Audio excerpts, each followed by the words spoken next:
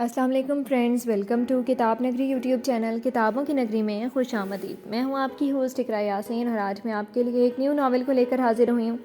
Novel کا نام ہے سرد صحرا، مصنفہ ہیں نائلہ طارق۔ اس ناول کو سٹارٹ کرنے سے پہلے آپ کر لیجئے ہمارے چینل کو سبسکرائب، ویڈیو کو لائک اور کلک کر لیجئے بیل آئیکن کو۔ اب آتے ہیں ایپیسوڈ کی جانب۔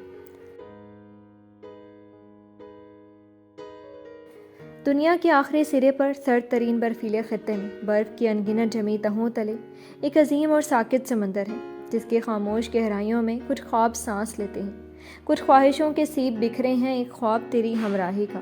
برف کی تہوں میں گم منجمد رستوں پر ایک خواہش عمر بھر کی رفاقتوں کی، جس کا ایک حصہ ہمیں اس سرد برفناک خطے میں جینا ہے، جو دنیا کا آخری کنارہ ہے، جہاں زندگی ساکت ہے اور سورج کی کرنیں اترنے سے جھجکتی ہیں، جہاں برفیلے تودوں پر دھند چھائی رہتی ہے اور مہیب سناٹے عجب زبان رکھتے ہیں، وہ زبان کہ جسے صرف دھڑکنیں سنتی ہیں، جسے دھڑکنیں ہی سمجھتی ہیں۔ اس سرد دھند کی ٹھٹھرتی فضا میں چٹکتے برفیلے ساحلوں پر ہمیں اپنے قدموں کے نشان چھوڑنے ہیں، اپنی محبت کے رنگ سے اس بے رنگ سرد صحرا کو رنگوں سے بھرنا ہے، کانپتے ملگجے اندھیروں میں چاہتوں کے دیپ روشن کرنے ہیں، اس سچ سے قطع نظر اور حقیقت سے پرے رہ کر کہ دنیا کے شدید سرد ترین صحرا میں درجہ حرارت -90 ڈگری سینٹی گریڈ کی حد کو چھو رہا ہے، اور کئی مہینوں کے لیے چھا جانے والی سرد ٹھٹھرتی رات کا طویل راج براعظم انٹارکٹیکا پر قائم ہو چکا ہے۔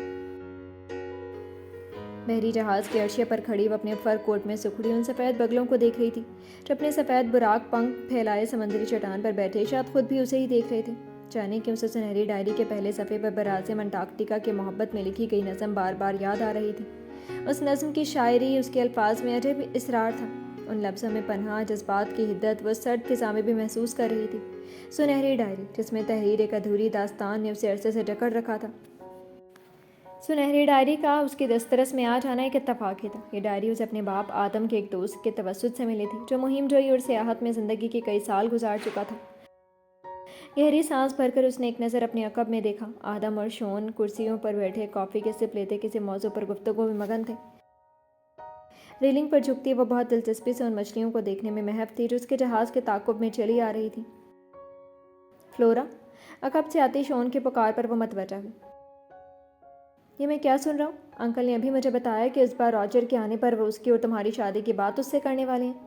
مجھے لگتا ہے کہ انکل پوری طرح سنجیدہ ہیں اور شدت سے راجر کے واپس آنے کا انتظار کر رہے ہیں۔ راجر کس منہ سے یہاں آئے گا؟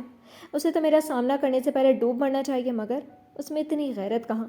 وہ ناگواری سے بولی، اور رہ گئی بات شادی کی، تو فکر نہ کرو، ڈیڈی کے سامنے وہ خود مجھ سے شادی سے انکار کرے گا، کیونکہ میں اس کے لیے اسے مجبور کر دوں گی، وہ کاٹدار لہجے میں بولی تھی۔ فلورا!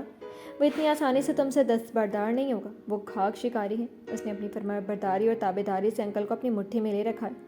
وہ بہت ہوشیار ہے، وہ کبھی شادی سے انکار کر کے انکل کی خواہش کے خلاف نہیں جائے گا۔ وہ تو یوں بھی تم سے شادی کر کے انکل کی تمام پراپرٹی پر قابض ہونا چاہے گا، شون طنزیہ لہجے میں بولا۔ اس کا یہ خواب کبھی شرمندہ تعبیر نہیں ہوگا، میں اس کی حقیقت ڈیڈی کے سامنے لے کر آؤں گی۔ اس نے ساری زندگی میرے باپ کی محبت کا ناجائز فائدہ اٹھایا، ان کی نظروں میں معصوم اور مظلوم بن کر وہ مزید نہیں رہ سکے گا۔ یہ میں اپنی آنکھوں سے دیکھ چکی ہوں کہ اس نے کون کون سے گل کھلا رکھے ہیں۔ اس کا ساتھ زندگی بھر کے لیے قبول کرنا میرے لیے قطعی ناممکن ہے، اس کو انکار کرنا ہی ہوگا، وہ زہر خند لہجے میں بولی تھی۔ تم کوشش کر کے دیکھ لو، میں ہر قدم پر تمہارے ساتھ ہی ہوں، بس یہ یاد رکھنا کہ وہ کائیں انسان ہے۔ وہ ہمیشہ انکل کے سامنے یہ ظاہر کر کے کہ وہ ان کے احسانوں کے بوجھ تلے دبا ہوا ہے، ان کو زیر کر لیتا ہے۔ ویسے یہ سچ بھی ہے کہ انکل کے ہر حکم پر سر جھکا لینے کا فرض اس نے ہمیشہ نبھایا، شون بولا تھا۔ میرے باپ کے احسانوں تلے تو واقعی دبا ہوا ہے۔ وہ میرے باپ کے اکلوتے بھائی کی ایک ہی نشانی ہے، ڈیڈی اس سے بہت محبت اور لگاؤ رکھتے ہیں۔ انہوں نے راجر کو سائبان دیا، شفقت نچھاور کی، زندگی کی ہر سہولت اسے فراہم کی، یہاں تک کہ اس کے دلجوئی اور محبت میں ڈیڈی نے اپنی ہی اولاد کو بھی نظر انداز کیا۔ مگر اس نے میرے باپ کے ساتھ کیا کیا؟ ڈیڈی نے اس پر اندھا بھروسہ کیا، شہر میں اسے اعلیٰ تعلیم کے لیے بھیجا، فلائٹ کی ٹریننگ بھی وہ لے رہے۔ اس احسان فراموش کو مکالمہ کرتے ہوئے ایک بار بھی میرے باپ کا خیال نہیں آیا۔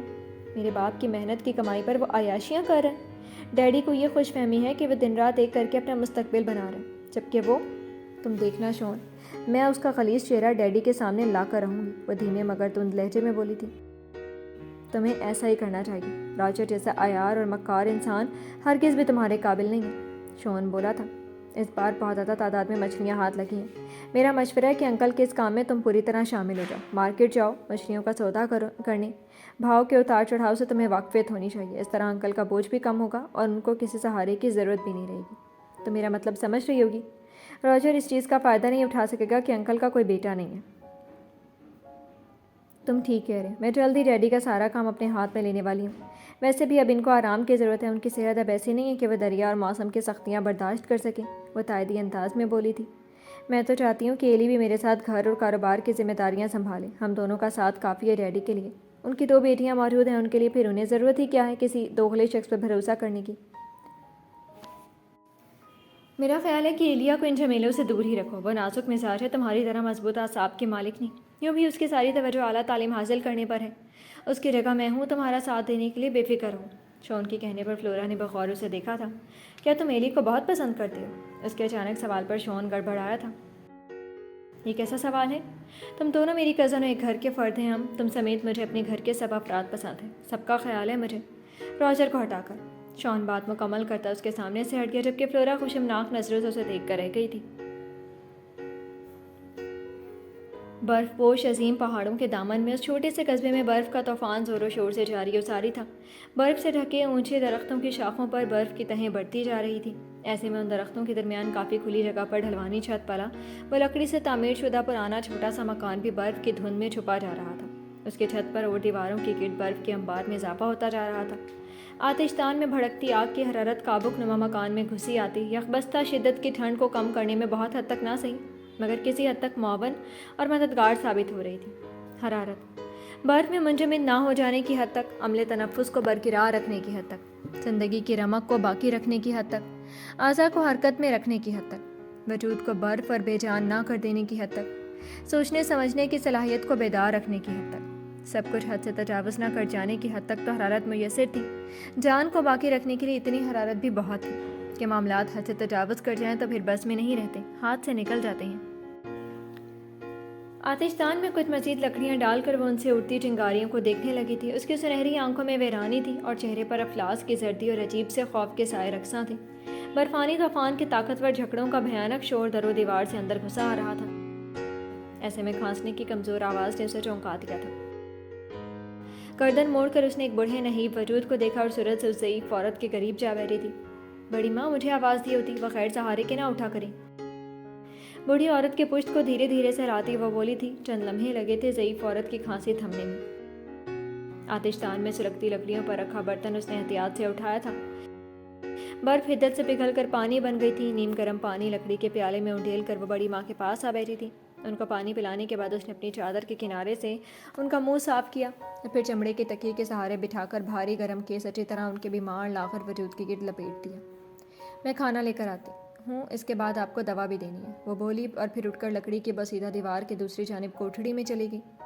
باہر گرتی برف کے ساتھ چنگھاڑتی ہواؤں کا شور بڑھتا جا رہا تھا۔ موسم کے یہ غضبناک تیور اس برفانی خطے میں کسی معمول کی طرح ہی تھے۔ برفانی طوفانوں کی یہ سلسلے اس خطے پر قائم رہتے تھے، ان کی طوالت کی کوئی مخصوص مدت نہ تھی۔ کبھی یہ طوفان چند گھنٹوں کے بعد کچھ وقت کے لیے تھم جاتے اور کبھی بغیر تھمے تسلسل کے ساتھ کئی دن جاری رہتے۔ وہ بوسیدہ دیوار کے عقب سے نکلی تو اس کے ہاتھوں میں ایک تھال تھی۔ بڑی ماں کے بستر کو تھوڑا اور آتشدان کے قریب کر کے اس نے تھال ان کے سامنے رکھ دیا تھا، جس میں 2 پیالوں میں قہوہ اور 2 روٹیاں رکھی تھیں۔ روٹی کو قہوے میں بھگو کر نرم کرتی وہ نوالے بڑی ماں کو بھی کھلا رہی تھی اور دوسری روٹی قہوے کے ساتھ خود اپنے حلق سے بھی اتار رہی تھی۔ بڑی ماں، طوفان کچھ وقت کے لیے بھی رکتا ہے تو میں نیچے بستی میں جا کر کہیں سے دودھ کا بندوبست کر کے آؤں گی۔ میں بہت شرمندہ ہوں کہ ماں کے جانے کے بعد میں نہ ٹھیک سے آپ کے آرام اور صحت کا نہ خیال رکھ پا رہی ہوں، نہ ہی آپ کے لیے اچھی غذا کا انتظام کر پا رہی ہوں۔ روشنک میری بیٹی، ایسا مت کہو، اپنی ماں کی طرح تم بھی مجھ پر ہمیشہ مہربان رہی ہو، میرے لیے پریشان نہ ہوا کرو۔ زندگی دینے والے نے جب تک میری سانسیں جاری رکھنی ہے، میرے رزق کا انتظام بھی وہی کرے گا۔ بڑی ماں کی کمزور آواز مگر پر یقین لہجے پر وہ چند لمحوں تک بغور ان کے جھریوں زرد چہرے کو دیکھتی رہی تھی، مگر پھر قہوے کے پیالے سے گھونٹ گھونٹ قہوہ ان کو پلانے لگی تھی۔ آپ مجھے لٹا دو، اب مجھے لٹا دو، تم بھی آرام کرو، آج طوفان میں بھی تم نے بہت لکڑیاں جمع کی ہیں، میں تمہارے واپس آنے کے انتظار میں جیسے کانٹوں پر تھی۔ بڑی ماں دھیمی کانپتی آواز میں بولی تھی۔ بڑی ماں، رات کے اندھیرے سے مجھے بہت خوف آتا ہے، اندھیرے میں طوفان اور بھیانک ہو جاتا ہے، دن میں اتنا اجالا تو ہوتا ہے کہ میں باہر جا کر زندہ رہنے کا سامان کر سکوں، آگ کا جلتے رہنا ہماری زندگی کی ضمانت ہے. آگ کے بغیر برف کا یہ جہنم ہمیں نگل جائے گا. وہ تلخ لہجے میں بولی اور گرم خیز بڑی ماں پر اچھی طرح پھیلاتی اٹھ کھڑی ہوئی تھی. میں آپ کی دوا بنا کر لاتی ہوں. بڑی ماں رحیف آواز میں اس کے لیے دعائیں کرتی رہی تھی جبکہ وہ دوا تیار کرنے لگی. گاڑے سیال نما مخصوص جڑی بوٹیوں سے بنی یہ دوا اس برفانی خطے میں بسنے والوں کے لیے بڑی مؤثر تھی. بڑی ماں کو بھی اس دوا سے کافی افاقہ رہتا تھا. آتش دان میں مزید لکڑیاں ڈال کر وہ اپنا گرم خیز لیتی بڑی ماں کے قریب ہی سکڑ کر لیٹ گئی تھی. بڑی ماں، اگر آپ میرے ساتھ نہ ہوتے تو جانے میں کس طرح زندہ رہتی. ماں کے مرنے کے بعد آپ مجھے کبھی چھوڑ کر مت جائیے گا. میں تنہائی سے ڈرتی ہوں. آپ کے بغیر میں مر جاؤں گی. بڑی ماں کا کمزور ہاتھ اپنے ہاتھوں میں دبائے وہ گھٹے گھٹے لہجے میں بولی تھی. روشنک، چھوڑ کر جانا یا نہ جانا میرے تمہارے بس میں ہوتا تو میں اور تم کبھی تمہارے ماں باپ کو نہ جانے دیتے. میں بھی تمہیں تنے تنہا ان ظالم لوگوں کے درمیان چھوڑ کر نہیں جانا چاہتی.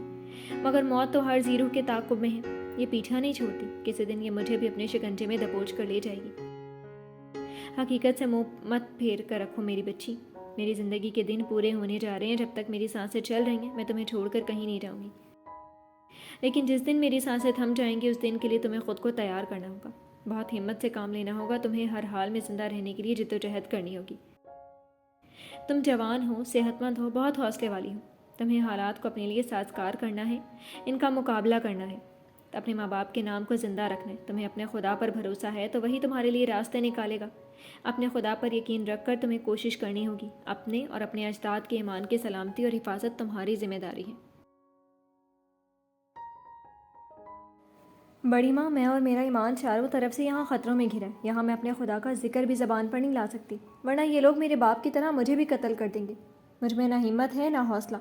میں تو اپنی ماں کی طرح چھپ چھپ کر بھی اپنے رب کی نہ عبادت کر سکتی ہوں، نہ اس کی حمد و ثنا کر سکتی ہوں کہ میں بزدل اور کمزور ہوں.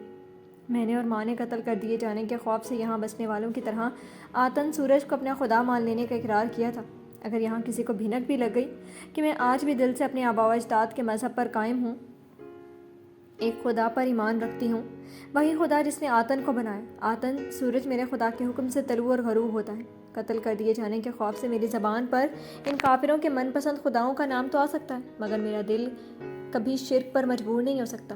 بڑی ماں، کیا میں کسی ایسی جگہ نہیں جا سکتی جہاں میں بے خوفی سے اپنے خدا کی عبادت کر سکوں، ہاتھ پھیلا کر اس سے دعائیں مانگ سکوں؟ وہ بھیگی آنکھوں کے ساتھ کراہتی آواز میں بول رہی تھی. میری بچی، ہے ایسی جگہ، اور تم ضرور ایسی جگہ جا کر آباد ہوگی جہاں آزادی تمہاری منتظر ہے. یہاں دشمنوں کے خوف سے تم ہاتھ اٹھا کر اپنے خدا سے التجائیں نہیں کر سکتی، مگر تم دل میں تو اسے پکار سکتی ہو، التجائیں کر سکتی ہو.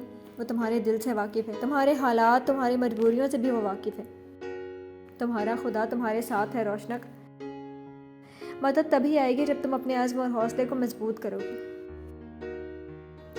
سوچو، غور کرو، مدد مانگو، مدد آئے گی. بس تمہیں پہلا قدم اٹھانے کا حوصلہ پیدا کرنا ہوگا، پھر دیکھنا کس طرح راستے کھلتے چلے جائیں گے.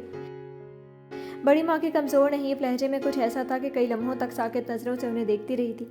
بڑی ماں، مجھے سمجھ ہی نہیں آتا کیسے شروعات کروں. موت کا خوف مجھے کچھ سوچنے نہیں دیتا. میں کیا سوچوں، کیا تلاش کروں، کس جانب قدم بڑھاؤں؟ مجھے ہر راستہ بند نظر آتا ہے. بڑی ماں، روشنک، تمہاری زندگی اور موت کا اختیار کسی انسان کے ہاتھ میں نہیں، پھر خوف کیسا؟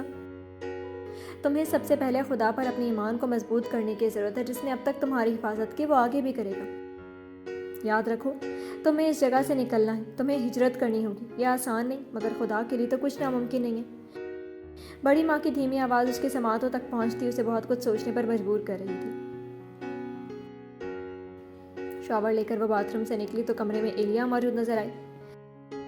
تم نے کھانے کے لیے منع کر دیا تھا، تو میں نے سوچا پوچھا ہوں کہ اگر اب کچھ کھانے کا موڈ ہے تو. بیڈ پر نیم دراز ایلی بغور اسے دیکھتی بول رہی تھی، جو اسے نظر انداز کے ٹاول بالوں سے اتارتی ڈریسنگ کے سامنے جا بیٹھی تھی. نہیں، مجھے اب بھی بھوک نہیں ہے. کافی بنا کر دے سکتی ہو تو مہربانی ہوگی تمہاری. اس کے روکھے لب و لہجے پر ایلی مسکراتی ہوئی بیڈ سے اٹھ کر ڈریسنگ کے کنارے آ بیٹھی تھی. کیا ہے، اس طرح کیوں دیکھ رہی ہو؟ ایلی کی خاموش مسکراتی نظروں پر وہ ناگواری سے بولی. آج بھی راجر فون پر اصرار کر رہا تھا، بلکہ التجا کر رہا تھا کہ بس ایک بار اس سے بات کرنے کے لیے تمہیں میں آمادہ کر لوں. آخر تم اس کی بات سن کیوں نہیں لیتی؟ ہو سکتا ہے کہ وہ اپنا حال دل تم سے کہنے کے لیے بے قرار ہو. ایلی شوخی سے بولی. بکواس مت کرو. ہیئر ڈرائر سے بال خشک کرتی فلورا نے اسے جھڑکا تھا.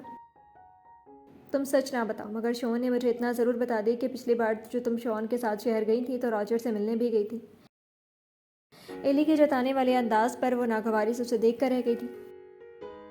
میں تمہاری بہن ہوں فلورا، کم از کم مجھے تو بتاؤ تمہارے اور راجر کے درمیان ایسا کیا ہوا ہے کہ تم اس کی شکل دیکھنا تو دور کی بات اس کی آواز تک نہیں سننا چاہتی؟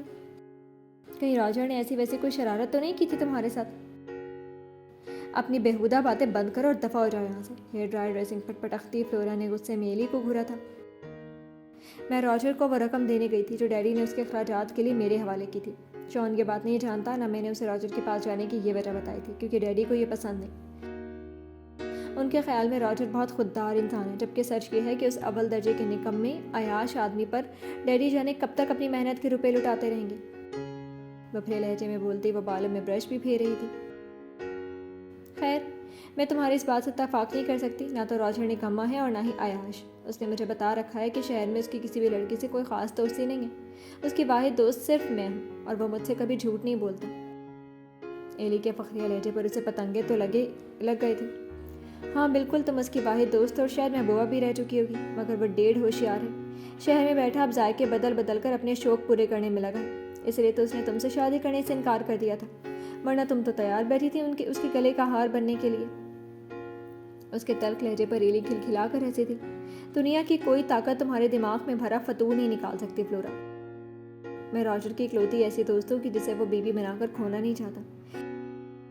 بیوی کے لیے اس کا الگ معیار ہے۔ میں اسے کزن اور بیسٹ فرینڈ کی حیثیت سے بہت عزیز ہوں اور یہ میں جانتی ہوں۔ ویسے اگر وہ مجھ سے شادی کے لیے ڈیڈی کو رضامندی دے دیتا تو مجھے بالکل کوئی اعتراض نہ ہوتا، جیسے کہ مجھے اس کے انکار پر نہیں ہوا۔ ایلی لاپرواہی سے بولی۔ ہاں، تمہیں کیوں اعتراض ہوتا؟ تمہیں تو اس بات پر بھی اعتراض نہ ہوتا کہ تمہارا شوہر شادی کے بعد بھی تمہارے باپ کا خون چوس کر زندہ رہے گا، تمہارے باپ کی کمائی پر خود بھی زندہ رہے گا اور تمہیں بھی زندہ رکھے گا۔ فلورا کے زہریلے لہجے پر ایلی ایک بار پھر کھلکھلائی تھی۔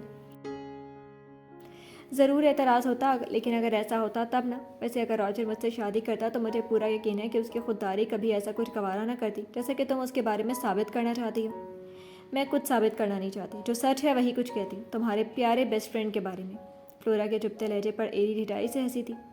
جانے میں کیوں تمہارے ساتھ اس بے مقصد بحث میں الجھ جاتی ہوں جس کا کوئی سر پیر نہیں ہوتا۔ سب یہ جانتے ہیں کہ تم راجر سے حسد و جلن میں کسی بھی حد تک جا سکتی ہو۔ اس کے بارے میں کچھ بھی کڑوا کسیلا کہنے کا موقع تم ضائع نہیں جانے دے سکتی۔ ایلی نے دل جلا دینے والی مسکراہٹ کے ساتھ کہا تھا۔ تھوکتی ہوں میں اس پر، اس سے حسد جلن میری جوتی بھی نہ رکھے، اس قابل بھی نہیں ہے وہ۔ اب تم دفع ہو جاؤ یہاں سے، اور ہاں، کافی بنانے کی زحمت نہ کرنا، اب خواہش نہیں، میں سونا چاہتی ہوں۔ سرخ چہرے کے ساتھ فلورا ایک جھٹکے سے ڈریسنگ کے سامنے سے اٹھ گئی تھی۔ کتنی حیرت کی بات ہے، راجر سے تم اتنا متاثر ہو کہ تمہاری ہر دوسری بات میں اس کا ذکر آ جاتا ہے، اور ظاہر یوں کرتی ہو جیسے اس سے زیادہ گھٹیا ترین شے اس دنیا میں کوئی نہیں ہے۔ چتانے والے انداز میں بولتی ایلی ڈریسنگ سے اٹھ کر دروازے کی سمت بڑھ گئی، جبکہ فلورا کی شعلہ بار نظریں اس کی نازک کمر پر لہراتے ریشمی حسین بالوں پر جم گئی۔ تبھی ایک دم ایلی نے رک کر اسے دیکھا۔ تم راجر کو لاکھ ہمارے ڈیڈی کے روپوں پر پلنے والے کہتے رہو، مگر یہ مت بھولو کہ یہ گھر جس میں ہم رہتے ہیں راجر کی ملکیت ہے، اور وہ بحری جہاز بھی راجر کی ہی ملکیت ہے جس کے ذریعے ڈیڈی کاروبار کر کے ہم دونوں کو بھی پروان چڑھاتے رہے۔